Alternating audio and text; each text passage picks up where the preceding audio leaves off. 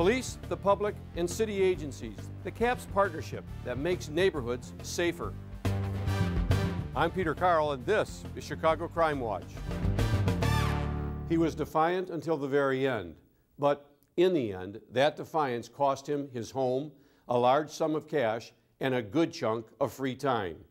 Only his neighbors came out winners. It's our cover story for this edition of Chicago Crime Watch. The city cares about this block, the city cares about each and every block, and when the community bands together to let the city know where the problems are, the city will pay attention and the city will take action. The action taken by the city has restored the friendly feel of this beautiful block. This is the 5800 block of North Washtenaw in the 20th District. A family named Worley used to live here. This family has been living in this beat in different apartments, different homes for the past, give or take, 20 years. So as the kids got older, they've been more and more problems. Even the father was a problem. The family moved a couple of times. This was the final house in 2011, but they had moved to different locations on the beat. Neighbors on this block suspected drug dealing at the home. And that's what the neighbors noticed right away. They made the complaints to the CAPS office at the community meetings, and it worked just like it's supposed to work. The CAPS came to us, tactical officers. We, investigated, did our job, executed a search warrant, got the dope, got the bad guys. After the police department were able to make some arrests in here of Scott Worley for having and selling drugs, they referred it to the Drug and Gang House Enforcement section. After that, we sent a letter to the owner, Richard Worley, in order to bring him in and talk about abating crime at the property.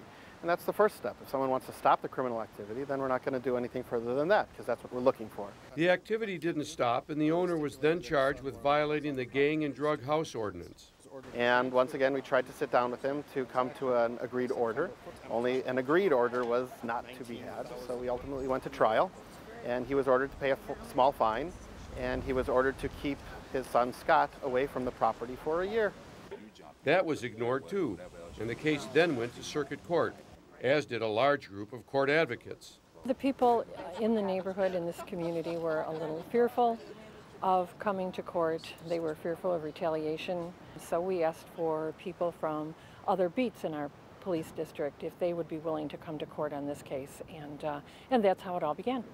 Meg Gilman is the Area 3 CAPS building coordinator. She put out the call for advocates. People in the area, all of Area 3, decided that they wanted to help out and go to court. So in this case, we had people represented there from all 5 police districts. A CAPS coordinator called and asked me if I would help them get involved, because she knew we'd already been down this road. And I said I'd be happy to, because I know what it's like to live in a neighborhood where this type of thing is going on.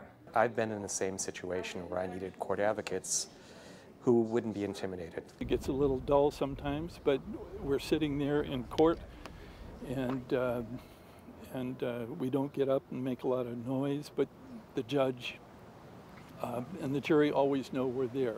Through assorted continuances and legal twists, advocates, police, and the city remained committed to the case. They made a big push, and the show of force in front of the judge really makes a big difference. He ultimately did plead guilty and agreed to sell the property, but he didn't even sell the property by the time that the court ordered him to do so. So once again, the city had to file a contempt charge against him for failing to follow the court's order. And ultimately, he did sell the property and move out of the city of Chicago. He finally did get the message. He finally did sell his home.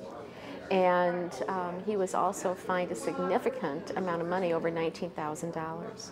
And he was ordered to serve 60 days in the Cook County Sheriff's SWAP program. 60 days, he has to put on an orange jumpsuit and clean the streets. 60 days, he has to actually put something back into the community. A new family has now moved into the home on Washtenaw.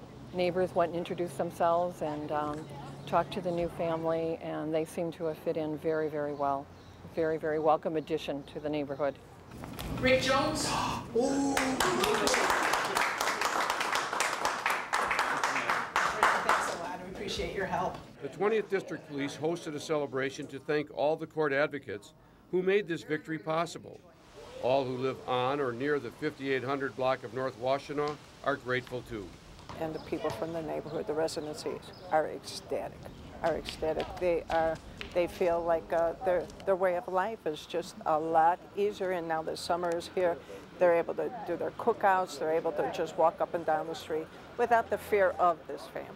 Another indication of how much impact court advocates had, the judge suggested to the Sheriff's Department that the former homeowner carry out his swap sentence within the 20th District.